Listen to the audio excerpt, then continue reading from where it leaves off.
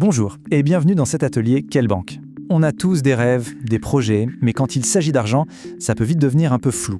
Alors aujourd'hui, on va voir ensemble comment transformer ces aspirations, parfois vagues, en de vrais objectifs bien concrets et surtout réalisables. C'est la grande question, n'est-ce pas ? Par où commencer ? Face à la gestion de son argent, on peut vite se sentir un peu perdu. C'est tout à fait normal. Mais la bonne nouvelle, c'est qu'avec un plan clair, on reprend les commandes. On redonne du sens à ses efforts. Alors voilà notre programme. D'abord, on va se demander pourquoi se fixer des objectifs. Ensuite, on verra les 5 grands types d'objectifs financiers.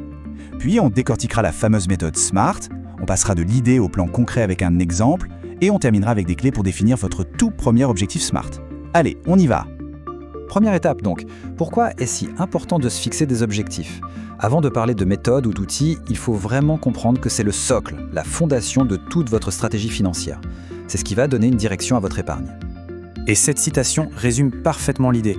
Quand on a une stratégie bien structurée, basée sur des buts précis, tout devient plus simple. On peut mieux choisir ses placements, les optimiser et surtout on réduit les risques liés aux imprévus. C'est la base, vraiment. Maintenant qu'on a vu le pourquoi, passons au quoi. Concrètement, la plupart des objectifs financiers peuvent être classés dans 5 grandes familles. Je vous invite, pendant qu'on les parcourt, à réfléchir lesquels résonnent le plus pour vous en ce moment. Le premier est sans doute le plus crucial, l'épargne de précaution.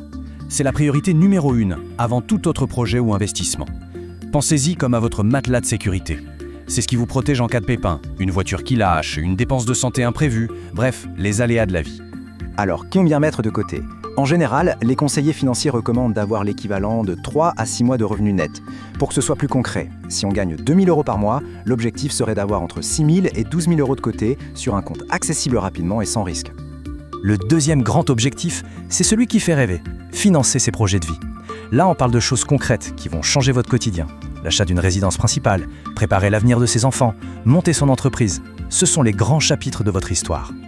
Troisième point, la retraite. Ça peut paraître loin, je sais, mais c'est un marathon, pas un sprint. Y penser le plus tôt possible, même avec de petites sommes, c'est se garantir une tranquillité d'esprit incroyable pour plus tard. Le temps, c'est vraiment votre meilleur allié ici.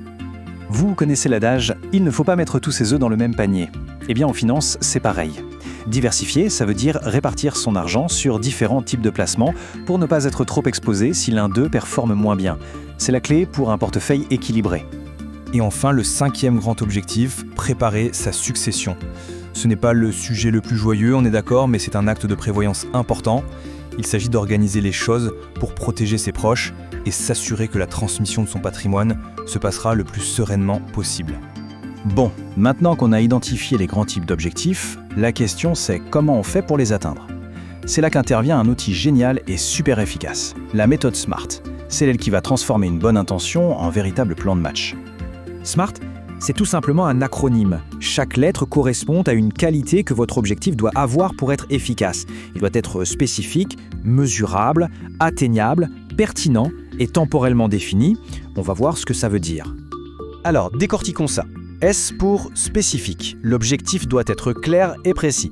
M pour mesurable, on doit pouvoir le chiffrer. A pour atteignable, il faut qu'il soit réaliste, pas un rêve impossible. R pour relevant, ou pertinent en français, il doit avoir du sens pour vous. Et enfin, T pour temporellement défini, il faut une date limite, une deadline. Ok, la théorie c'est bien, mais un bon exemple, c'est encore mieux. Regardons ensemble comment cette méthode transforme une idée un peu floue en un plan d'action super concret. Regardez la différence. À gauche, on a « je veux rembourser mes dettes ». C'est un vœu, une intention. À droite, on a un objectif SMART. Je veux rembourser 5 000 €, c'est mesurable. De ma dette de carte de crédit, c'est spécifique. En 12 mois, c'est temporel. En versant 417 € par mois, ça, c'est atteignable. Voyez, d'un coup, on sait exactement quoi faire. Alors, à votre tour maintenant, on va passer à la pratique. Pour vous aider à formuler votre propre objectif SMART, on va juste récapituler les points clés à ne pas oublier. Voilà ce qu'il faut retenir. Tout part de vos priorités de vie. Une fois que c'est clair, on applique le filtre SMART. On se demande « qu'est-ce que je veux accomplir précisément ?» C'est le côté spécifique. Combien ? C'est le mesurable. Est-ce que c'est réaliste ? C'est l'atteignable. Est-ce que ça compte vraiment pour moi ? C'est la pertinence. Et enfin, pour quand ? C'est la dimension temporelle. Avec ça, vous avez une vraie feuille de route. Finalement, le plus difficile, c'est souvent de commencer, de faire ce premier pas. En passant d'une simple idée à un objectif SMART, vous ne faites pas que planifier, vous prenez activement le contrôle de votre avenir financier.